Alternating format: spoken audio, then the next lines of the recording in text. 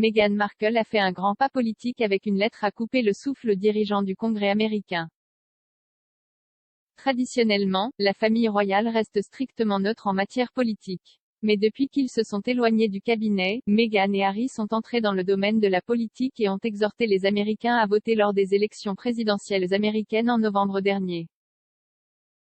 Et maintenant, la duchesse de Sussex a fait un grand pas politique avec une lettre au Congrès américain. Dans sa lettre, Meghan a demandé à la présidente Nancy Pelosi et au chef Charles Schumer de prendre des congés payés pour les mères. Elle a écrit, au cours des 20 derniers mois, la pandémie a révélé des lignes de faille de longue date dans nos communautés.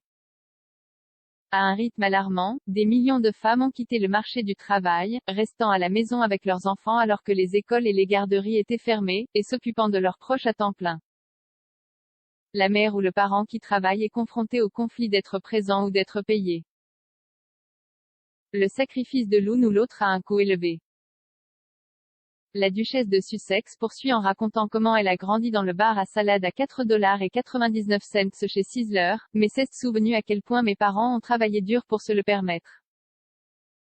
Meghan a poursuivi, les gens dans notre pays travaillent incroyablement dur, et pourtant la demande est douce, des règles du jeu équitables pour réaliser leur version d'un rêve commun, ce qui est juste, égal et juste.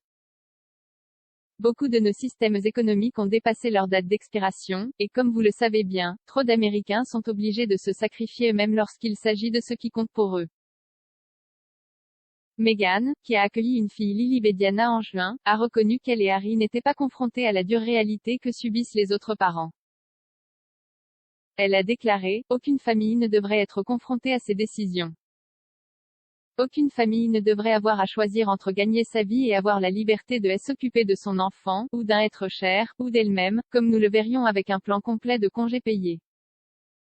Dans son plaidoyer en faveur des congés payés, Meghan a déclaré que cela devrait être un droit national comme de nombreux autres pays. Elle a conclu, les congés payés devraient être un droit national, plutôt qu'une option patchwork limitée à ceux dont les employeurs ont mis en place des politiques, ou à ceux qui vivent dans l'un des rares États où un programme de congés existe.